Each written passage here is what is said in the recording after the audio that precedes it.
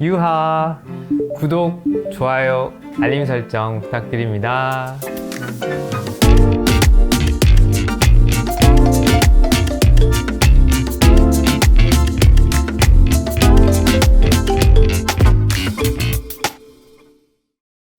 안녕하세요. 인클라인 성형외과 조정목 원장입니다. 오늘은 수술을 받으시고 나서 보정 속옷을 제가 사용하지 않는 이유에 대해서 좀 설명을 드리려고 해요. 많은 분들이 잘 알고 계시겠지만 많은 병원에서 인공 유방 보형물을 활용한 가슴 성형 수술을 하고 나면 그 후관리로 한 달 또는 길게는 3개월까지 보정 속옷이라는 것을 착용합니다. 보정 속옷에 대해서 잠깐 설명을 드리면 기본적으로는 이런 형태로 가슴 가운데가 뚫려 있는 형태의 속옷을 보정 속옷으로 많이 사용을 합니다. 물론 앞쪽 부분에 커버가 되어 있는 경우도 많지만 밑에 가슴이 보형물이 아래로 내려오지 않도록 붙잡아 줄 수 있는 단단한 밴드가 있고 아래 가슴 밑선을 또렷하게 잡아주는 형태의 기능 속옷을 가지고 있습니다. 이게 맨 처음에 개발됐던 목적은 유방의 조직이 단단한 우리나라 여성분들이 가슴 확대 수술을 하게 되면 피부의 단단함을 이겨내면서 가슴 부분이 팽창을 해야 돼요. 그런데 내가 원하지 않는 부분이 확대가 될 경우에는 가슴 모양이 예쁘지가 않겠죠. 그래서 너무 가슴이 아래로 처지거나 위쪽 부분이 불룩해지거나 이런 경우에는 예쁜 가슴이 되지 않기 때문에 보형물이 여기까지 내려왔으면 좋겠다.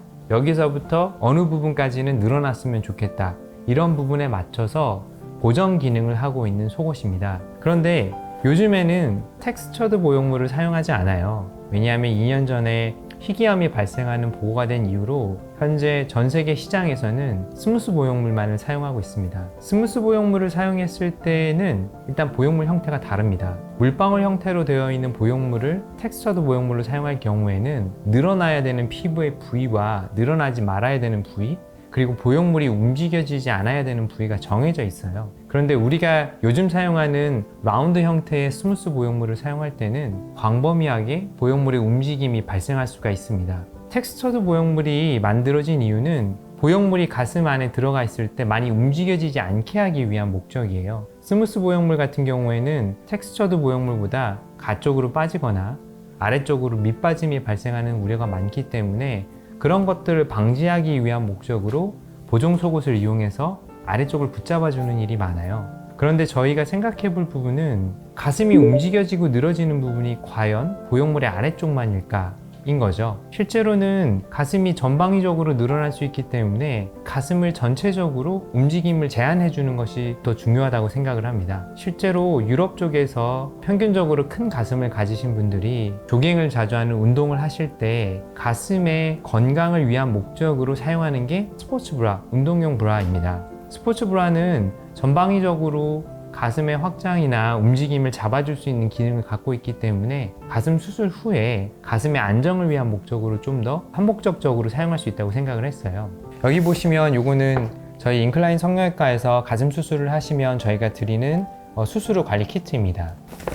스포츠 브라를 2개를 드리는데요. 하루 종일 24시간 착용을 해야 되는데 그러면은 한 달 동안 입으면 빨 수가 없잖아요. 저는 그런 부분들도 좀 해결하기 위해서 스포츠 브라를 2개를 드리고 있습니다.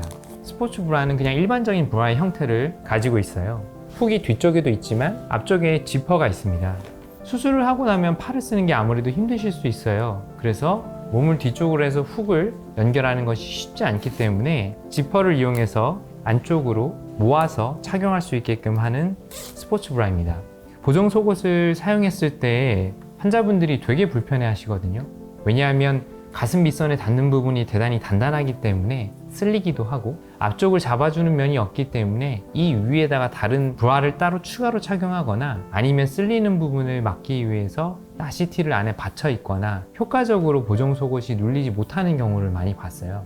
그리고 보정 속옷을 잘 착용하기 위한 영상에 대한 것들도 유튜브에서 찾아보셨을 거예요. 일례로 이걸 착용하고 나서 팔을 조금만 움직이기만 해도 아래쪽 밑선이 이탈되기 때문에 그런 움직임이 평소에 많이 발생함에도 불구하고 가슴을 잘 잡아줄 수 있는 그런 브라가 필요했습니다. 제가 시중에 판매되고 있는 엄청나게 많은 종류의 스포츠 브라를 구매해서 엄선한 브라를 저희가 드리고 있습니다. 그래서 이 브라를 착용하시게 되면 회복되는 기간 동안에, 즉 주변에 피막이 생기는 6주 기간 동안에 가슴을 안정적으로 잡아주기 위한 목적으로 스포츠 브라를 사용하고 있습니다. 그래서 첫 번째는 스포츠 브라를 착용하는 게 수술 후에 좀 더 편안하게 회복을 할 수 있다는 점, 그리고 보정 속옷이 완벽하게 잡아주기는 어렵기 때문에 좀 더 가슴 보형물을 안정적으로 잡아줄 수 있다는 면에서 저는 보정 속옷을 사용하지 않습니다. 물론 필요에 따라서는 보정 속옷을 필요로 하는 경우가 따로 있습니다. 가슴의 모양을 잡아 나가는 기간 중에서 저는 초음파로 그 경과를 다 봐드리고 있어요. 가장 중요한 첫 달 동안에는 일주일에 한 번씩 초음파로 보형물이 어디까지 내려왔는지, 어디가 부어서 모양이 이상한지, 아프다고 생각되는 부분들이 어딘지를 초음파로 확인을 해드리고 있고, 재미있는 거는 여기가 좀 아파요, 여기가 조금 이상한 것 같아요 라고 말씀을 하시는 분들도 괜찮은 거를 직접 눈으로 여러분들이 확인하시면 그런 통증들이 없어지고 그런 불편함이 없어지는 신기한 일을 많이 겪었어요. 그래서 저희가 지향하고 있는 선명하고 투명한 성형을 위해서 큰 수술을 받으신 이후에 수술 후 관리에 대해서 걱정을 많이 하시는 경우가 많은데, 준비물을 엄청 많이 챙기시고 어떤 것들을 미리 준비해야 되는지 궁금해 하시는 분들도 많이 계시더라고요.